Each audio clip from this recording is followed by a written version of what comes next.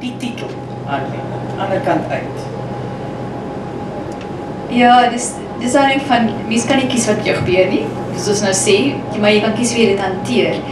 En ek dink, hierdie stories het almal, is mense wat op 'n manier hulle pad deur trauma beweeg het. Hulle het Anderkant uitgekom. Hulle het vrede gemaak met wat met hulle gebeur het. Die proses is partykeer langer as korter. Byvoorbeeld, ek onthou, ek het met Matthys Roetse onderhoud gehad, ek dink omtrent 3 weke na hy in sy motorfietsongeluk verlam is. En dit is in Bloemfontein nog in die hospitaal, in die Rosenpark hospitaal, en hy het daar gelê, en almal was om hom geskok. Sy maale was hulle het net buite die kamer gestaan, en ek het hulle gesels, en hulle was nog heeltemal getraumatiseerd oor wat gebeur het. Maar wat ek daar gekry het in die bed, was 'n ou wat totaal kalmte gehad het oor wat hom gebeur het. En hy het vir my gesê in die onderhoud, hy het dit onmiddellik gevoel, toe hy besef hy is verlam, het hy vrede gemaak. Hy het gesê, dis nou dit, dis soos dit is, en nou beweeg ek aan daarmee. So hy het onmiddellik besef, presies van die situasie waarin hy is, en hy kon vrede daarmee maak, en hy het almal om hom toe gehelp om daarmee vrede te maak. So dis die een, ek dink nie ek het dit al beleef, dat iemand so kalm is in so situasies wat hy was nie.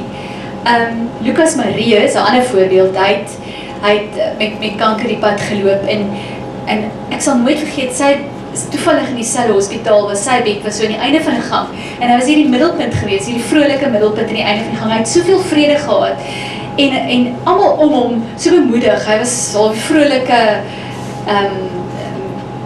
man daar in die bed, wat sy hele familie wat om hom was bemoedig het.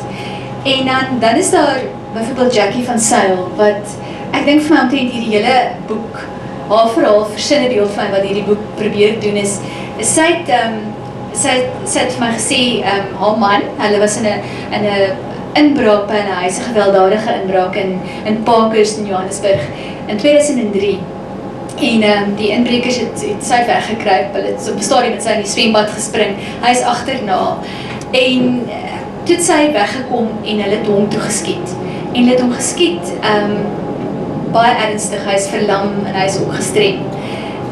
Maar hy oorleef. En sy pas hom toe al vir 7 jaar op, toe ek die onderhoud gehad het. So het niemand nog gepraat daaroor nie. Dit was die eerste iemand met wie sy gepraat het. En sy sê vir my toe, die onderhoud het begin, sy sê elke keer as hy werk toe ry, dan kyk sy in die lamppale vas en sien sy op daai plakate daar, nog iemand dood, nog iemand aangeval. En dit was heeltyd dit haar in haar gesig gesê, dis gebeur met almal, wat met almal in die gang is. En toe sy gesels, het ek gehoor, sy het vir in haar 7 jaar, het sy hom nog nie een nag alleen gelos nie. Sy pas hom die hele tyd in die huis op. En na die onderhoud het sy besluit, sy gaan vir 2 dae weg. Desember gaan sy see toe vir 2 dae. En sy het dit toe gedoen. So die onderhoud was vir haar op 'n manier 'n afsluiting en 'n besluit, ek moet nou iets met my lewe doen, ek moet my lewe terugneem. En toe nou vir die boek het ek alweer gebel, en toe sê sy vir my, dis nou nog 'n paar jaar later, en sy het vrede met die feit dat sy na Kobus kyk vir die res van haar lewe. Sy is lief vir hom, en sy kyk na hom, hy gaan by haar bly, en sy het 'n woonstel gekoop by die see, en dan vat sy hom saam met haar woonstel toe. So sy sê, eintlik Desember verlede jaar, het sy geswem in die see, en dit was die eerste keer wat sy besef het dat nou voel sy vry. Sy het vrede met die feit dat sy van hom gaan kyk tot hy doodgaan, en sy is deel van sy lewe. So dis hierdie verhale van deurkom, van Anderkant uitkom, wat vir my, ek dink die boek spesiaal maak.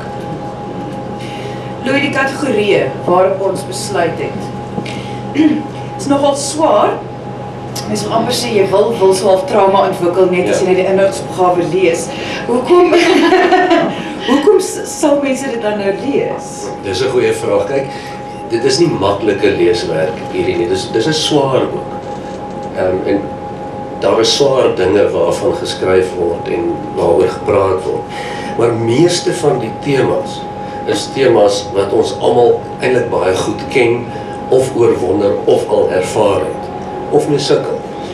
As jy net kyk na die lys van temas, eensaamheid, wat ons nou genoem het, die sinlose geweld, wat ons almal ervaar in die land, probleme met kommunikasie, trauma, verslawing, en so kan ons aangaan, gesinsmoord, wat tog iets is wat ons almal in die gesig staar. Verlies van lewensmate ensovoorts, ons kan aangaan. Hierdie is nie vreemde onderwerpe wat met vreemde mense gebeur nie. Dit is deel van ons almal. En so dit is nie maklik om die boek te lees nie. Dis seker deel van hoekom dit so moeilik is juist die relevantie tot spesifiek ons in Suid-Afrika. Ja, jy kom nie om die temas nie. Dis asof die temas jou in die gesig staar en sê, goed, hierdie is nou maar waarmee ons te doen het as mense, veral in Suid-Afrika. Ja. Hanlie, bietjie net oor jou persoonlik. Hoe op aarde kry jy dit reg? Ek wil ons kyk vir jou op televisie ook, en dan lees ons nou elke Sondag jou stories. Hoe kry jy dit reg dat mense vir jou goed vertel wat hulle gewoonlik baie keer nie vir hulle eie familielede sou vertel het? Of vir hulle sielkundiges. Of vir enige iemand. Ek weet nie. Wat is jou geheim? Ek weet regtig nie. Ek dink partykeer is daar 'n storie wat wag om te gebeur, né? Daar was 'n storie, iemand het die storie vra.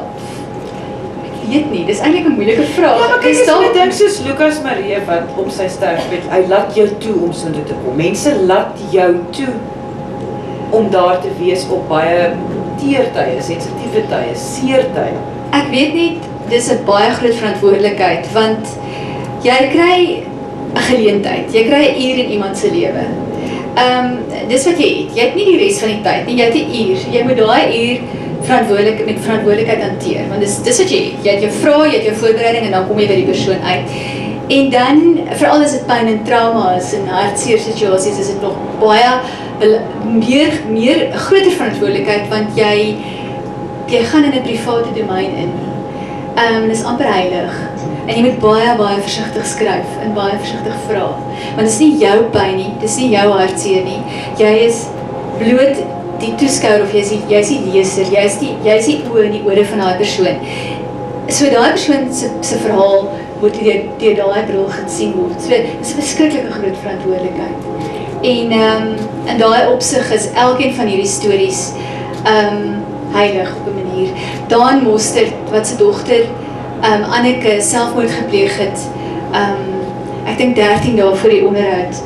As jy oorkant hom sit, hoef jy nie eintlik eers vrae te vra nie. Jy wag net vir hom oop te maak. Want hy het 'n storie en hy het gekies om daai storie weier te maak. En dan moet jy daai storie verder vat. So dis baie fyn skryf en dis fyn werk en heeltyd weet jy sit met kosbare goed. Ek dink dis die beste wat ek kan sê. En natuurlik daar's altyd 'n boodskap. Jy weet, daar's altyd iets wat oorgedra word. Pieter, ek wonder vir jou wat jy ken van Hanlie nou vir baie jare. Daar is 'n interessante aspek hiervan wat my oor loopbaan van meer as 20 jaar nog altyd geïnteresseer het. En dit is dat ek kan net vir myself praat, maar in 'n lang loopbaan kan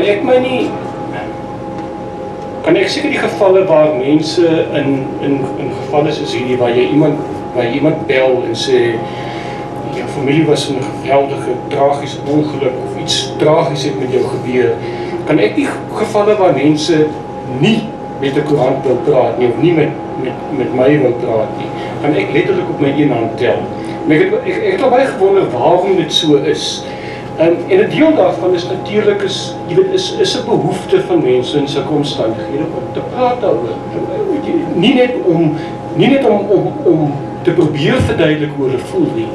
Maar daar's ook 'n aspek daarvan waar jy wil van geweet wees.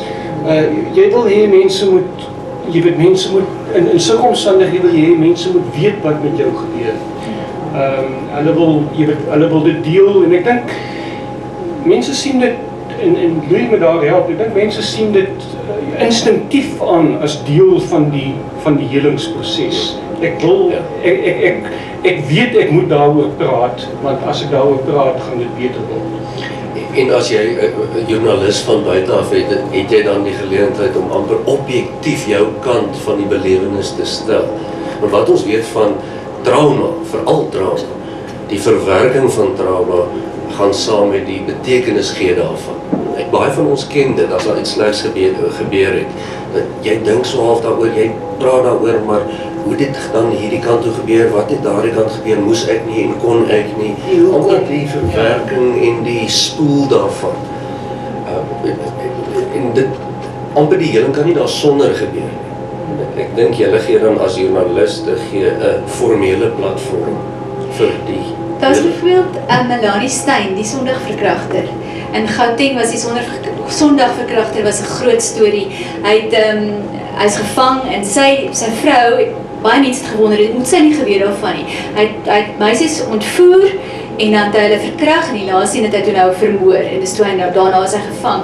En sy het met niemand gepraat nie. Ons kan haar ook nie in die hande kry om mee te gesels nie. En ek het aangehou bel en wou hoor wat wanneer sal sy bereid wees om te praat. En op die ou einde het sy toe vir my die onderhoud gegee. En sy het een keer gepraat en nie weer daarna nie.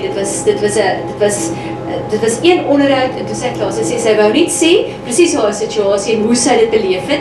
En ons mag nie foto's gewys het vir haar nie, want sy het nog 'n jong kind.